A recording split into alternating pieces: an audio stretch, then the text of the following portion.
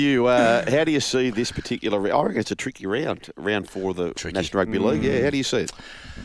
Yeah, I think the same. Like, it's not often through a season that you'll see teams drop 4 in a row. And I just get the feeling teams like the Dolphins and the Cowboys, there's another one there as well, and I think Parramatta will give some cheek on the Sunday. I think this is a long way from being a straightforward round. You've got these sides who are just going to be, flat out desperate to get this first win, and I reckon a couple of them will. I can see a couple of pretty decent upsets in this round. Just on this, I know it's gone on, and we've spoken about it, waxed lyrically about the Daly Cherry Evans situation. Now, there was talk around, Jamal Fogarty. I kind of think that Ricky will get his man and keep him at Canberra, so he's probably not an option. So then they talk about, Adam Reynolds is off contract, and they even spoke about Kieran Foran. There was a caller on Matty White's program, and I actually don't hate this. They were talking about, the depth at fullback for Manly. You've got Lee Hopewadi, who's a superstar, and you've got Kohler, and they spoke about the great Turbo going to 6 with maybe Brooksy there at heart.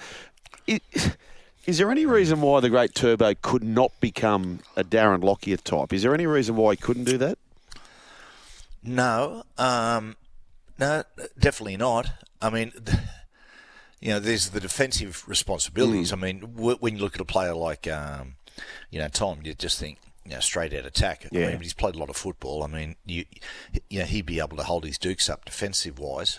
I don't know. I often hear people say about that, putting Tom to 6. I just don't see it, boys. For whatever reason, I don't know. I don't like it. Yep. But at the moment, you can see Manly. They're just scrambling. The very fact, boys, this has been a PR disaster for the club, and how this has manifested itself is that they're scrambling for a halfback. If you're really after a halfback, right? If I'm sitting in a boardroom, we say, right, who are we going to target? And we say we're going to target Jamal Fogarty. We don't air it. Or if we're after Adam Reynolds, we don't release that to the public. The last thing you want is the club that they're at to go, oh, hang on a second, Manly's on their way. Let's hurry up this negotiation. Let's just get it done. Like you do it. I mean, it's very you do it clandestine. There's no way that you air it. But Manly at the moment are so desperate for good PR and sort of saying, mate, don't worry, there'll be life after Cherry. We're going to replace him with this bloke and that bloke. They're clutching at straws.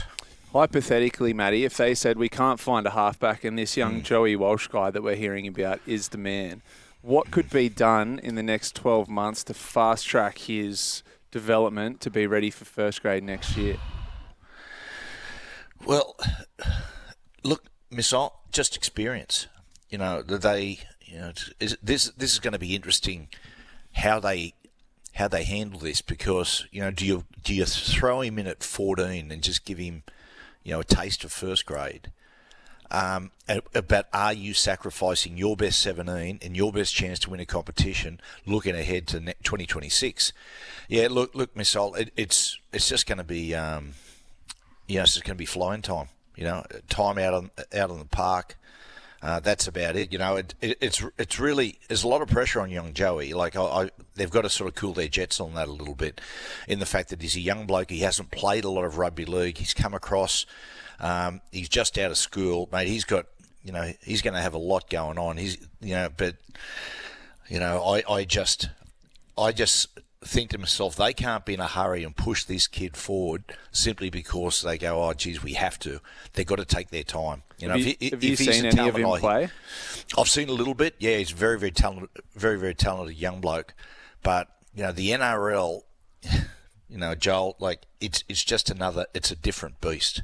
And you can't rush this kid in before he's ready. No, and different times too. I know Daly won the comp in his first year, but it's come on so far. So far. Yeah, it has. Far. Do you still get sent halves at all, Matty, to work with? I actually do. A lot of them basically come of their own, and they'll come at their own accord. So I had I one come over today, and we did a session, just go down the park and sort of just work on focus and work on running lines and all that sort of stuff that we're talking about in your hotel room at 3 o'clock in the morning most mornings. I get a kick out of it. It's good. Do you quote them? Do you quote them two players? So when they say this is the Johns, this is a Johns household, we'd like some halves coaching. Yeah, here's option A. This is with Matthew. Option B with Cooper. This is a discount price. Oh, right. Yes, discount price. Option C, Jack Johns, or option D, Andrew Johns. But D comes with a warning. Oh, Matthew, what about, speaking of family, I'm so excited for tonight. So I grew up with this eldest of 6, and for about 20 years, we'd all congregate in his dad's little pokey little apartment, and he cooked these chicken schnitzels, secret recipe, mashed potato, corn, peas, broccoli, doused in gravy, garlic bread. I'm bringing it back tonight with the family. The family's getting older now, boyfriends, girlfriends, all that sort of thing, and it's on tonight. And the wintry months are starting to come. I'm so excited for it. How good's that? What time's dinner? I'll be there. 7:30. You've sold it to me. 7:30. I want to sell this to you, actually. This, in my mind, I think this is quite logical, but I can't believe we don't do it. So, Matthew, we're soon to come to the 1st of April, April Fool's Day, and that would mark the 6-month anniversary for contracts being signed. So, November 1 to April 1st, 6 months. Now, how the salary cap works is that, say, call it that Dylan Walker next week, he signs on April 1st. Yep. That means that he goes in the cap for the Warriors for 50%, and he goes in the cap for Parramatta for 50%. Mm-hmm. He plays 4 games for the Warriors, 3 games for the Warriors. And then he gets Parramatta, which all intents and purposes is 20 games plus, if it was to happen, finals. Do they not just so logically have to go, yes, you get paid from November 1, but don't they have to prorata the season till how many games have been played? Like, is there any reason why in the cap the Warriors should have to pay half when Parramatta's getting 20-plus games out of him? Yeah, that's right. Yeah, I'm with you on that one, Joel. I'm not very good with figures. You sort of lost me a little bit there. I was sort of drifting off. I was thinking, how do I not be rude here? No, I understand that. I'm not a mathematician. Yeah, I was halfway down the pitch. I'm thinking I've lost him here. I agree with you. He'll be a good pickup, Dylan Walker. Actually, well, the news on that, boys, is he able to play this weekend? No, not this weekend. What Next about weekend. Your mate Hindy? I think it was in a James Graham podcast I was listening to. Reckons that it might be time for Parra to let Dylan Brown go early. Thoughts on that? Yeah. Look, I don't think so.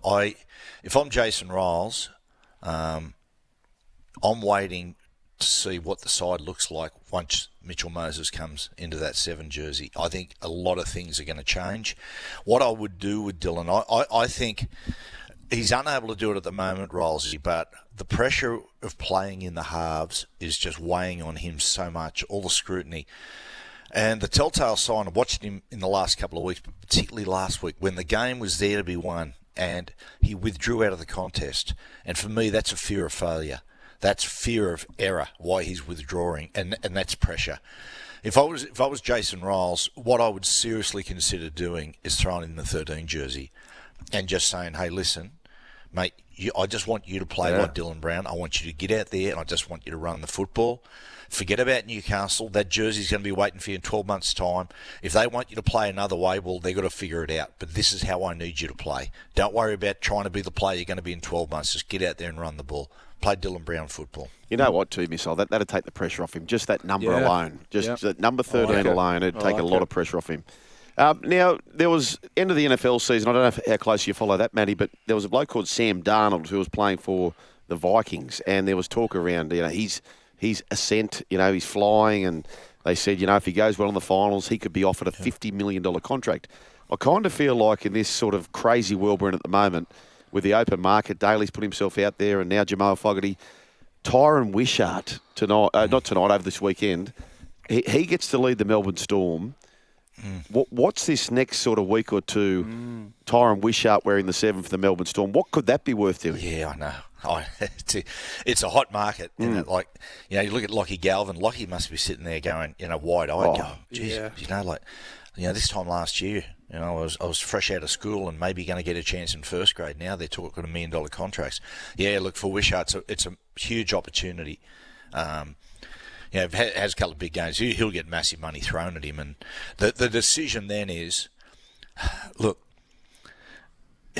leaving Melbourne is a monumental move. You know, there's just that culture there. Everything about the joint. You know, players go there and they play above themselves. To leave there, I can understand. You know, someone offers you $800,000, you got to go. You got to cash your chips. But it would be a very, very tough decision. You can understand, like these top clubs. People, we'll put it this way: if the Melbourne Storm offered Tyron Wishart $550 and someone else offered him $750, I reckon he'd stay for $550. I don't think he'd move. Yeah, no, I don't disagree with that. On a different thing about the NFL, I got something for you boys, right?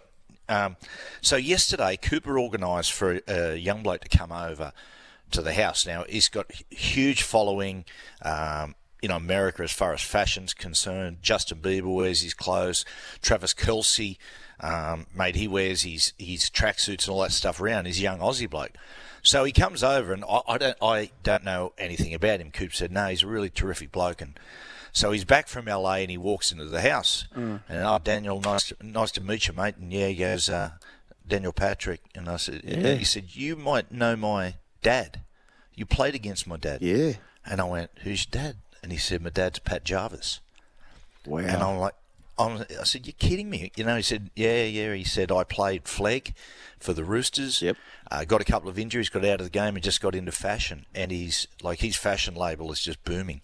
So, yeah, small world. There you go. Mate, I tell you what, my hairs Any freebies? My hairs are standing up talking about this because you know why, Matty? Yeah. So we moved down from Port Macquarie and I came down and then it looked as though the younger brothers were going to play as well, so we all came down and we there was a family of 6. We lived in a 3-bedroom fibro shack opposite Guymer Public School.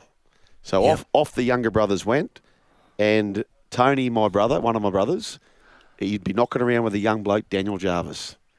Jarvis. And you know his brother, Matty, magician. Jackson Aces. So he's his name's Jackson Jarvis. Yeah, okay. Mate, he's a famous magician. Okay. Jackson Aces. Mate, it's an amazing story, Matty, isn't it? Amazing story. Yeah, he just went, I decided to go into fashion. Yep. Took a chance, moved to LA. Yep. And, doing great. Great stuff. Is that going to be a podcast, Matty? That'll be on next Monday. Beautiful. Can't wait for that. Good on you, mate. Tomorrow we've got Morning Glory tonight, the Matty Johns Show. And please tell Hammy to pump us up. Dan G'nay, myself and the coal miner. We're coming up after you guys. We are just holding on and just hanging onto your coattails. So give us a shout out. We will plug you. We will tease and plug you. Didn't sound right. Good on you, mate. Jackson we Aces. will rail you. Rail hard. See you, lads. See you, mate. What, you're still here? Well, you can see more on the Joel and Fletch socials and catch us live on SEN Radio, you beautiful humans.